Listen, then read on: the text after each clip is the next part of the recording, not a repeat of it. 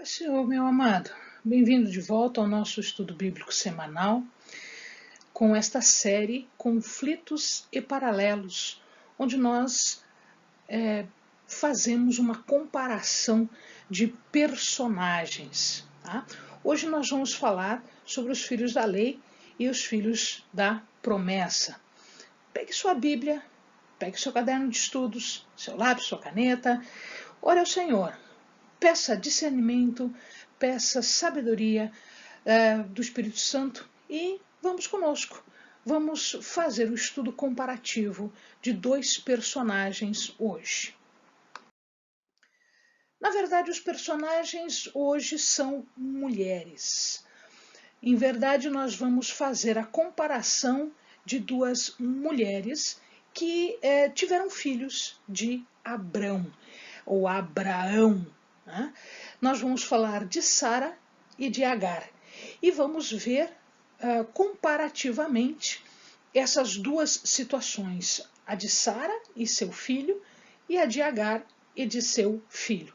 E vamos ver quais são as consequências, quais são as aplicações disso para o nosso dia a dia e para o mundo espiritual. Pois muito bem, Sara, ou no início ela era chamada como Saraí, ela em verdade era esposa de Abrão, irmã de Abrão. Então aqui você vai ver o seu nome, como é escrito em hebraico, Sara, né?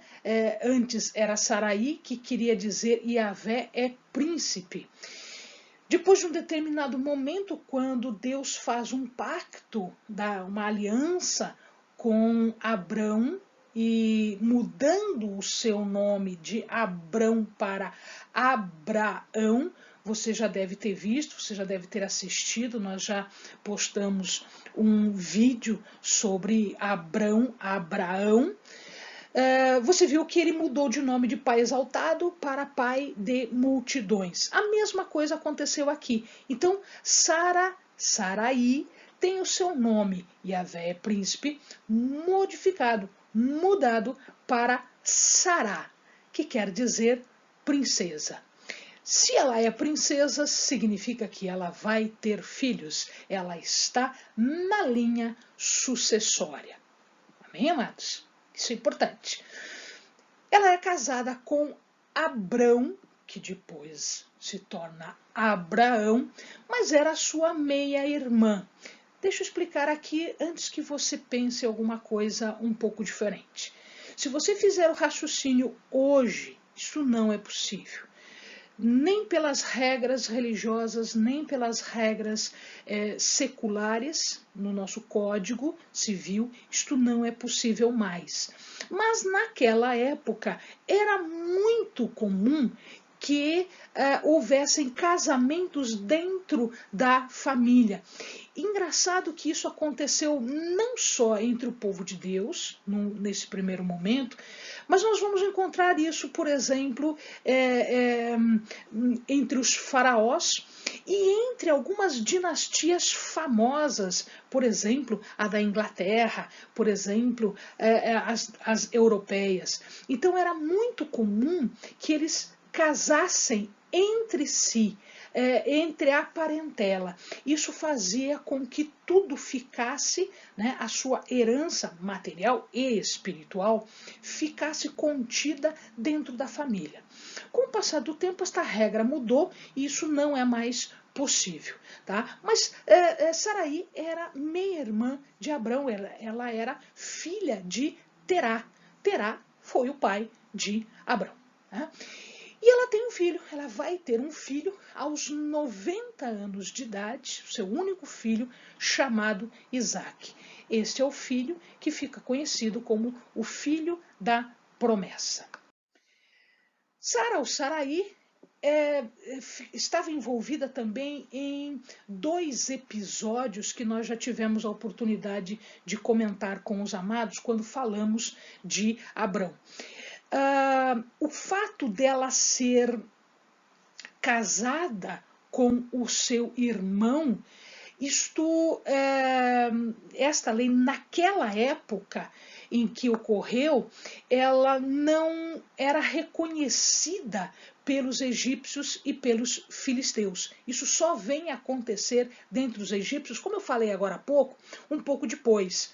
Tá? Um pouco depois era possível ver, e nós vemos na história, alguns faraós que se casam entre si, inclusive tem algum relacionamento com irmãs sanguíneas, consanguíneas.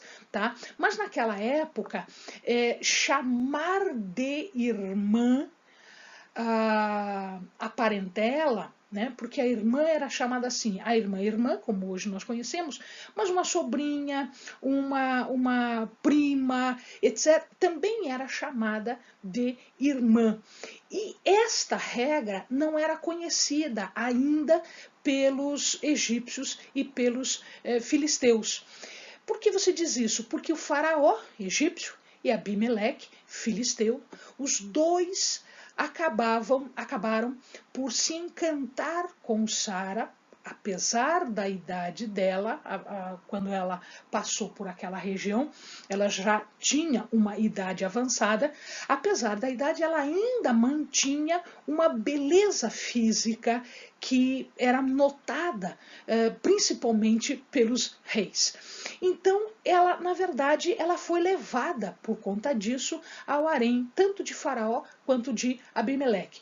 Deus não permitiu que esta mulher fosse tocada, nem por Faraó, nem por Abimeleque, porque havia um ritual de preparação até que ela efetivamente, dentro do harém, efetivamente passasse a frequentar os aposentos reais. Então era feita toda uma preparação até que a mulher pudesse chegar ao faraó ou ao governador, né? Abimeleque, no caso de Gerar. Então ela não havia sido tocada ainda. Deus avisa os dois repreendem Abrão, mas depois fazem acordos entre si e não há nenhuma outra implicação disso. Mas não há implicação disso porque Deus interviu no momento correto para a sua interferência, sem gerar qualquer problema maior. Agar, ela era serva de Sara.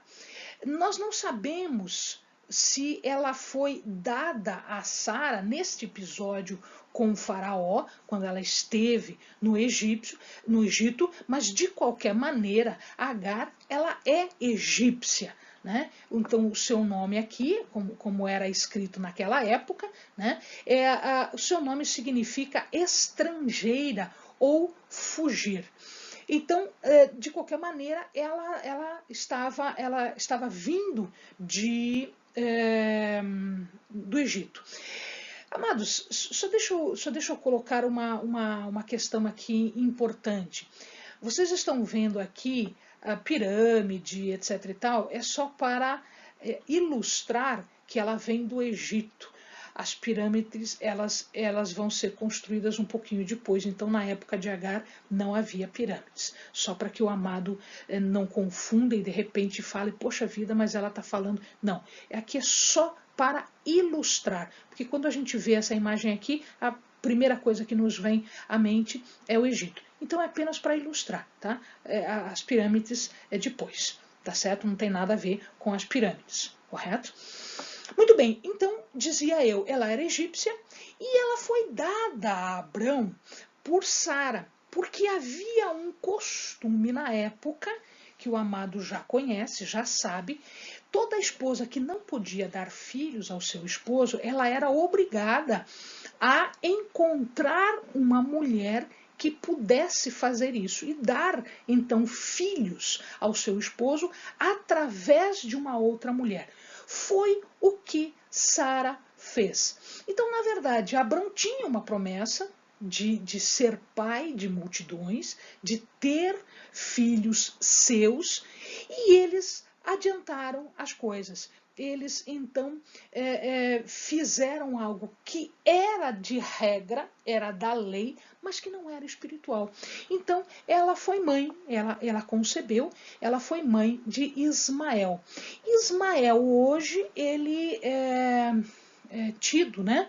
Ele foi pai, ele é o patriarca de todos os árabes. Então ele deu origem a inúmeros clãs, a inúmeras tribos, que depois elas acabaram se desenvolvendo e evoluindo, então, com um número grande de pessoas que hoje nós conhecemos como os árabes. Muito bem, Agar era uma pessoa que, no início, quando ela era serva, ela fazia as funções de serva dela, ela tinha as missões dela e ela não fazia assim muita, ela não se promoveu, ela ficava na dela. Então era a serva, fazia as suas obrigações, etc.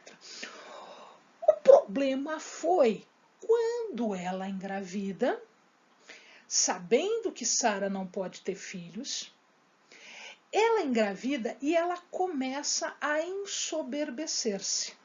Então ela começa a ter soberba. Ela começa a ficar orgulhosa, mas um orgulho ruim. Não o orgulho normal de ter orgulho do que se faz, de fazer as coisas certas, orgulhar-se fazer aquilo que é correto. Não, um orgulho de superioridade, um orgulho de ser maior do que a sua senhora, do que Sara. Então ela começa a desprezar Sara, no sentido de que eu posso ter filhos, você não. Eu estou esperando um filho de Abrão, você não. E Abrão era uma pessoa importante. Abrão tinha um status. Abrão tinha um nome na localidade. Ele era reconhecido pelas pessoas. Ele tinha uma posição de respeito. Então, esperar um filho de um homem como este significaria: eu estou feita na minha vida, os meus filhos estão feitos na vida, este é o herdeiro, tudo que é dele é do meu filho, e portanto, se é do meu filho, é meu. E isso começa a subir a cabeça dela. Isso começa a refletir no comportamento dela. A regra dizia que era para ter filhos, e o filho não seria da que gerou. O filho seria da mulher, da esposa de Abrão. Esta era a regra. Só que ela começa a agir como se fosse a dona da situação e aquela superior a Sara. Isso não caiu bem. Isso não ficou muito bom. De tal maneira que, num primeiro momento, Sara reclama com Abrão, porque isso não fazia parte da regra, não fazia parte da norma, não fazia parte da lei. Ela reclama com Abrão todo preocupado, porque é seu filho. Né? Ele conversa com Deus e Deus diz: faz o que Sara está pedindo, deixa Sara agir conforme, porque a escrava é dela. A escrava é dela. Em verdade, o filho, em última análise, é dela, pela regra, pela lei. E aí, Abrão permite que Sara trate Agar do jeito que ela quisesse. E a Sara é um pouco mais rígida, um pouco mais dura com Agar, exigindo que Agar se comportasse como ela sempre se comportou. Afinal de contas, ela era uma escrava, ela era uma serva naquela comunidade, naquela cultura. Agar era uma pessoa muito orgulhosa e ela não gostou nada disso e foge. Ela fugiu. E ela foi encontrada então por um anjo do Senhor que pergunta o que está acontecendo e ela conta o que está acontecendo, etc. E Deus avisa para ela. Isso o amado vai encontrar lá em Gênesis 16, 9. Lê com calma essa passagem. Olha aqui, é um primeiro aviso do Senhor. É um aviso de Deus. Ele diz assim: Agar, volta para tua senhora. Seja submissa. Seja humilde. Haja como uma serva. haja como a escrava dela. Ela não tem razão de te tratar mal se você tiver um comportamento bom. Você não precisa ser orgulhosa, você não precisa desprezar, você não precisa zombar, você não precisa querer ser superior porque está grávida. Agar volta, mas o seu coração não muda. Olha só, meu amado, foi dada uma chance para Agar? A mim parece que sim. Deus avisa, Deus fala com todas as letras para Agar que faça desta forma. Aliás, amado, deixa eu ler aqui 16:9. Então lhe disse o anjo do Senhor: volta para tua senhora e humilha-te debaixo de suas mãos. Veja que ele não fala debaixo dos teus pés. Porque quando nós temos a humilhação debaixo dos teus pés, nós estamos falando de domínio, de conquista. Não. Ele está falando debaixo das suas mãos. Significa dizer que aqui existe um poder que é um poder por ela ser serva de Sara. Portanto, as mãos, meu querido, elas significam não domínio e conquista, mas elas significam dádivas que podem ser dadas. O que ele está dizendo aqui? Que é a partir desta humilhação, deste aceitar a posição que ela está, que ela poderia receber de Sara a recompensa. Deus está falando isso com todas as letras. Humilha-te debaixo das tuas mãos. Ele não fala debaixo dos teus pés, mas debaixo das tuas mãos. No sentido de que, quando eu tenho a figura da mão aqui, eu tenho a figura da dádiva, eu tenho a figura do ser beneficiado, do receber recompensas, porque afinal de contas ela estava gerando um filho para Sara. Então Sara deveria lhe dar recompensas, deveria lhe dar dádivas, mas Agar não estava permitindo. Agar não estava deixando que isso acontecesse. Ela queria se sobressair. Cuidado, meu amado, cuidado com isso. Deus avisou: humilha-te, vai, faz conforme deve ser feito. Mas ela não quis. E isso fica pior. Fica pior quando o filho nasce, porque veja, existia naquela época, hoje menos, mas naquela época, existia todo o risco da gravidez, todo o risco do parto. Muitas crianças morriam durante a gravidez, às vezes a mulher também. Muitas crianças morriam no parto, às vezes a mulher também. E havia todo um risco do desenvolvimento. Tanto é que quando chega aos 2 anos de idade, 3 anos mais ou menos, que era uma época de desmame, era até essa idade, naquela época era até essa idade, eles permitiam até essa idade, e era possível. Quando a criança chegava, é porque ela vingou, é porque a chance de morrer agora é menor. Tá? Então, quando a criança nasce, quando a criança se desenvolve, ela cresce um pouco, amados, a situação fica muito complicada. Porque Agar volta àquela velha atitude de ser a dona do pedaço. De orgulhar-se, de ser orgulhosa, não de orgulhar-se, mas de ser orgulhosa, de querer tomar uma posição que não era dela. A posição não era dela. A esposa de Abrão era Sara. E essa posição não iria ser tomada. Abrão só se casa de novo, amado, depois que Sara morre. Aí sim, ele se casa com Quetura. Então o que acontece? Ela começa a zombar, ela começa a afrontar, ela começa a desprezar, e o seu filho, ele observa isso tudo, E ele começa a ter o mesmo comportamento. Porque, veja, ele está vendo o que a mãe está fazendo, ele está aprendendo um comportamento da mãe, e ele agora se coloca como: eu sou o filho do meu pai, eu sou o filho do Abrão, que manda em tudo isso aqui. Portanto, eu sou o filho dele, tudo que é dele é meu. E ele começa agora a se comportar desta forma.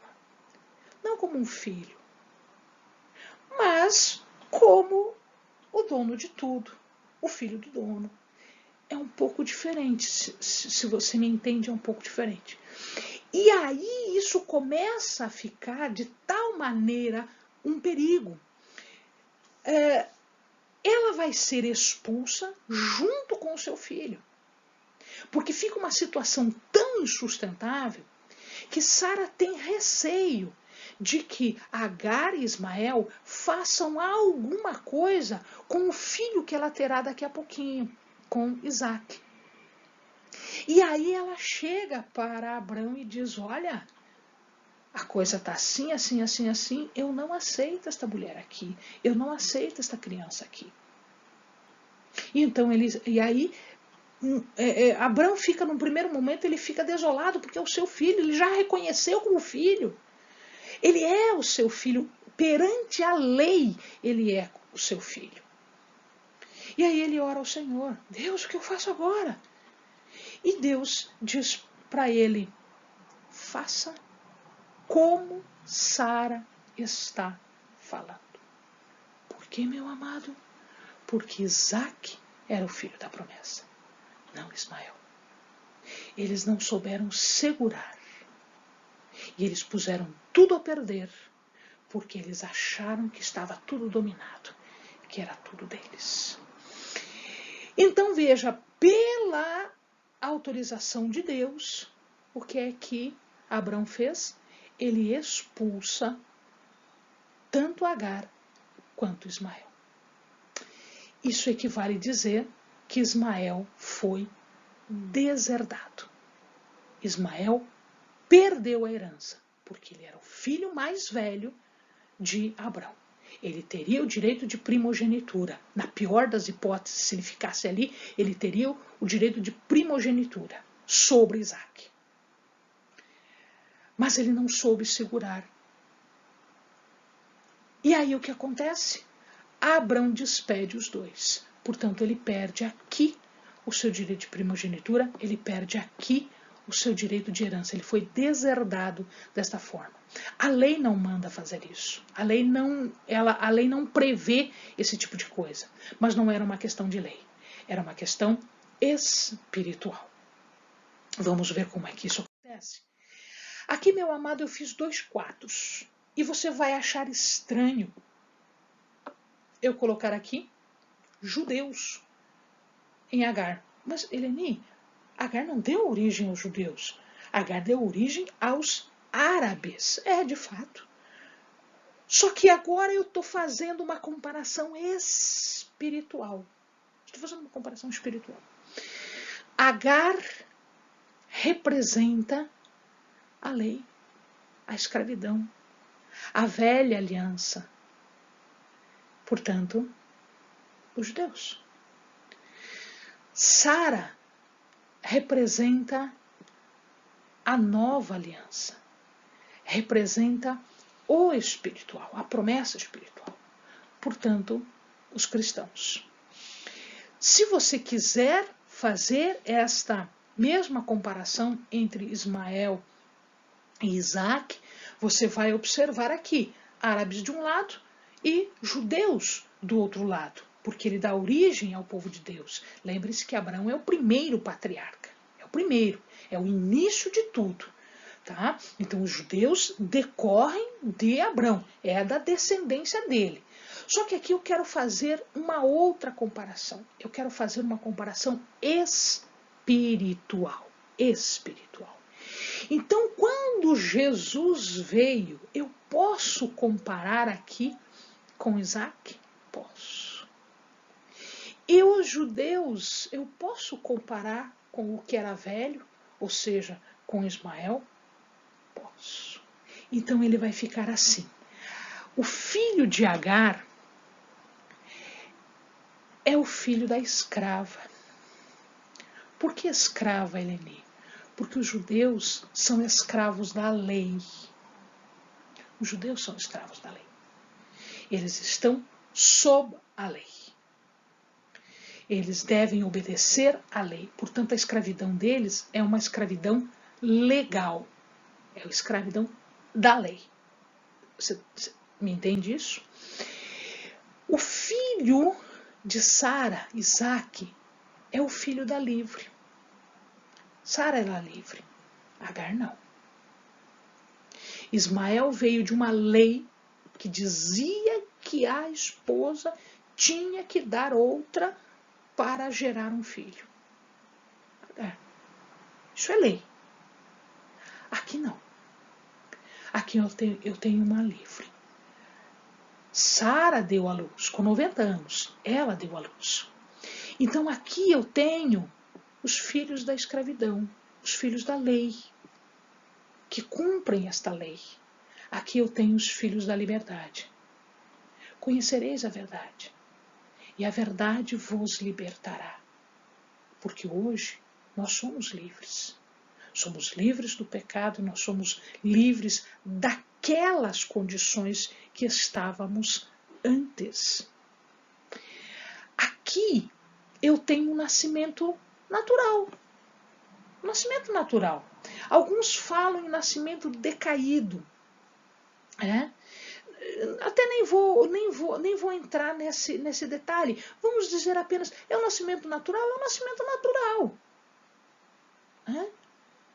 Agar engravida de Abraão e dá à luz numa situação absolutamente natural e normal. Agora, o nascimento de Isaac é um nascimento sobrenatural. Em que sentido, Eleni? É uma mulher de 90 anos que dá à luz a um homem, que dá à luz a uma criança para um homem de 100 anos. Então, é um nascimento sobrenatural? Sim, a vida inteira Sara não engravidou. Por que ela engravida desta vez? Porque Deus fez assim. Deus deu esta promessa e, eventualmente, nestas circunstâncias, Sara engravida. Então, é uma promessa de Deus. Vai ser feito assim. Daqui um ano eu venho aqui, disse o anjo do Senhor. Daqui um ano eu venho aqui e você vai estar amamentando. Você vai estar embalando uma criança tua. Então, aqui é o filho da promessa. O Messias estava esperado. Nós temos uma promessa de salvação. A lei aqui era a lei da região. Era a lei do Monte Sinai. No Monte Sinai, Moisés vai subir e vai receber a lei do Senhor. Moisés vai subir ainda, né? Isso não aconteceu. Moisés vai subir e vai trazer. Mas quando Ismael nasce, ele nasce por força de uma lei que estava vigente na região. Isso não acontece em Isaac. Isaac sobe no Monte Sião. Mas que Monte Sião é esse? Não está escrito na palavra que ele sobe no Monte Sião. Monte Moriá, meu amado. Lembra lá? É do Monte Moriá. É a promessa de Deus. Correto? Então é o Monte Sião da lei, o Monte Sinai da lei e o Monte Sião, o Moriá, da promessa. Aqui eu estou falando de uma Jerusalém terrestre, porque os judeus eles tinham aquela cidade como o centro de tudo, o centro da religião, o centro da sua vida, o centro de tudo. E eu tenho aqui todos os judeus fariseus, né, os escribas, todos aqueles que confrontavam Jesus com a lei. Então, Jerusalém terrestre. Aqui eu tenho uma Jerusalém celeste.